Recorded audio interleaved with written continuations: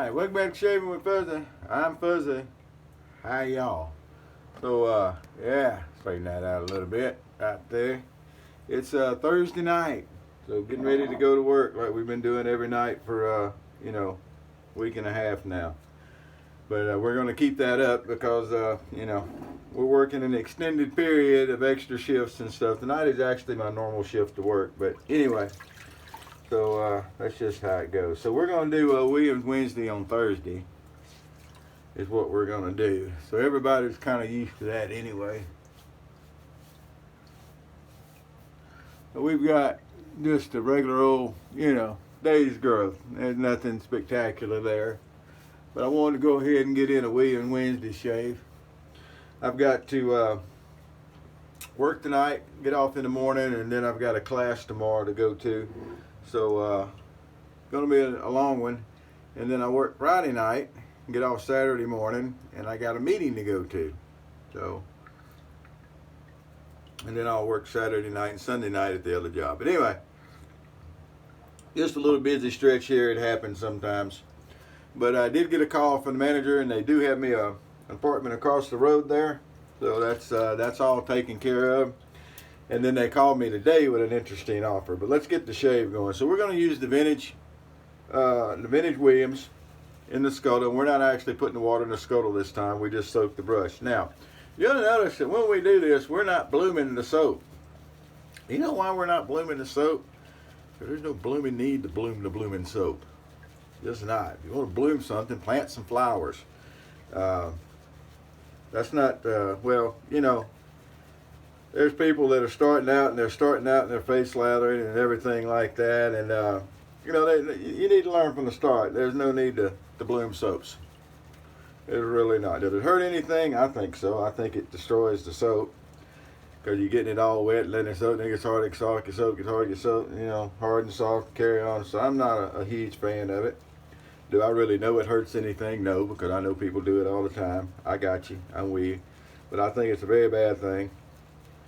It's one of the original sins of shaving to me.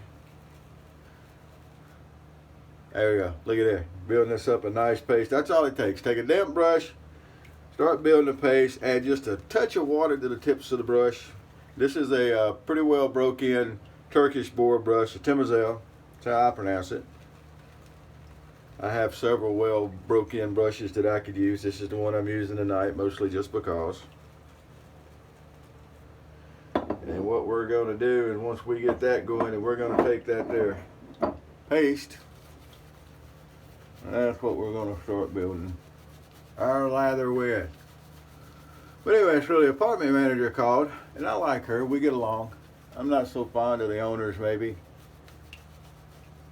but then again, I don't really know them, I guess. But anyhow, I'm a little fonder of them than I was.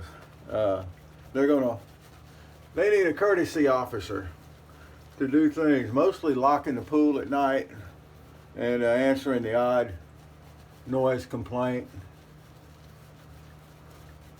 And I've told them, I work a lot. Sometimes I work more than other times. But anyway, there's still a good bit of work going on, and they're okay with that.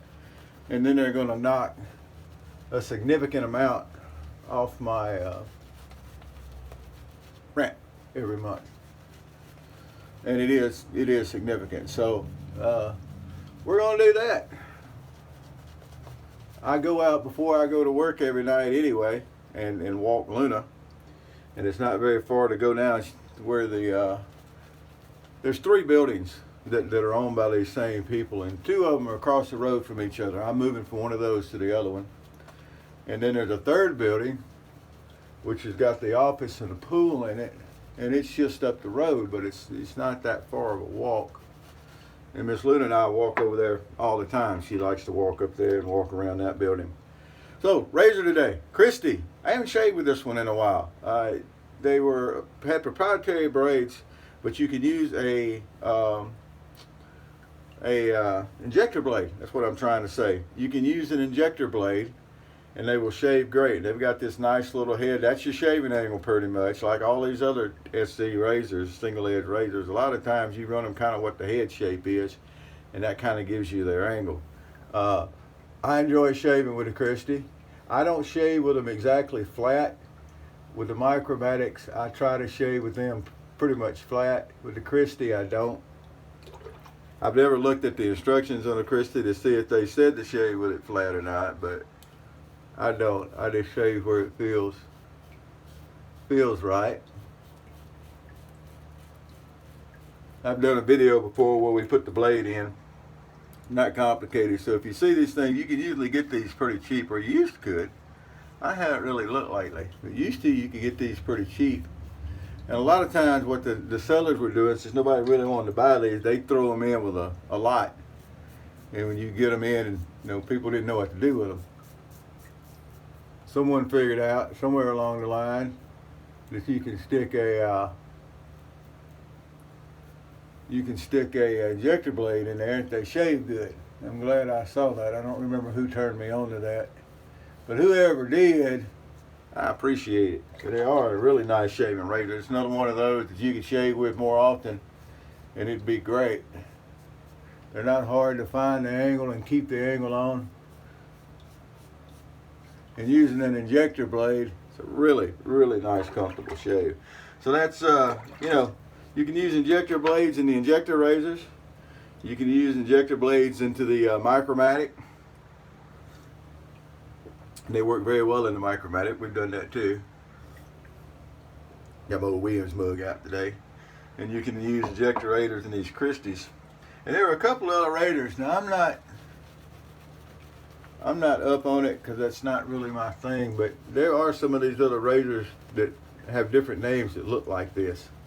And I think they can also use that. And it's not, you don't modify the blade any at all to put it in. You're not having to cut on an injector blade, which would be harder. That would be harder than modifying a gem blade for an auto strop, looks like to me.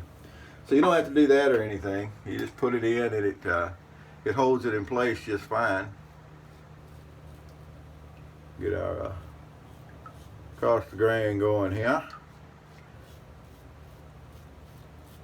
I've never known it to be a particularly loud razor, and everybody knows I do like a loud razor, so it's not that, but it's an extremely, in my book, efficient razor, but it doesn't really feel aggressive. It by no means is mild. I wouldn't say it was mild, but it doesn't feel aggressive at all. And that's nice for a lot of people.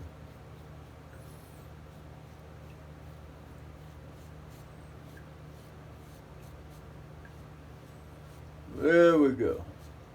But the drawback again, and I think I've mentioned this before, is that the apartment is upstairs. And that's a drawback because I've got a huge TV. It's an old projection TV, Toshiba.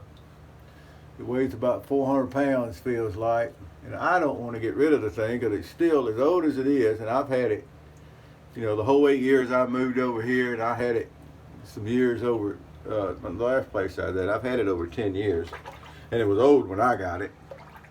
But it's still got a great picture and great sound and everything. So I hate to get rid of the thing. I must find out if I got enough buddies to help me get a big old heavy TV. I think that's really the only really heavy thing I have, because the couch I'm not taking with me. I got an old sleeper couch, and it's really showing its age now. And that's another one I've had for a while, and it was used when I got it. It was an older one, and it's gonna go away for the move. I'm not moving it. I'm gonna pay somebody to come haul it off. So I ain't even got to pick it up and get it out of the apartment, because I remember how much a pain it was moving that thing in here. So I'm not even going to have that. I'm going to find another couch. There's several places around here I could pick up a used couch, or I may even invest in a futon. Oh boy, we'll see. So the TV is going to be the big deal getting that moved, but we'll see what happens with it. All right, well, there's our two passes. Let's get a little witch hazel on here for our cleanup pass. Well, that feels pretty nice. Boy, hey, like that, right under both jawbones right there, it feels rough tonight. I don't know. put on plenty of witch hazel. You can see it did a pretty good job there. Let's first of all get right under here where I felt them rough patches. Lead them up. Now I do too many passes when I'm coming through here. You don't really, you're not really supposed to get on one spot and just sit there and shave over and over and over again, because you'll end up with irritation. But I basically don't get irritation anymore. Old cast iron skin, I reckon.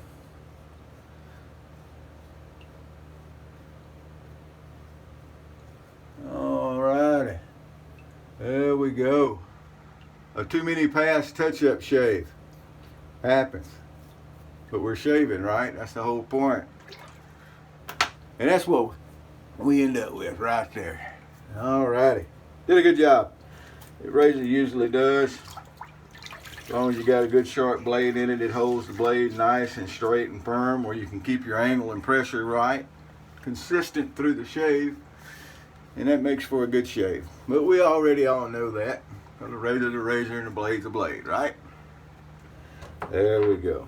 All right, well, we're going to clean up and finish getting ready for work. Like I said, by the time I finish this stretch at work, I don't remember if I said it or not, but anyway, by the time I finish this stretch at work, it'll be 3 weeks without a day off. Done it before, we'll do it again. I've done longer than that, but it's been a little while. But that'll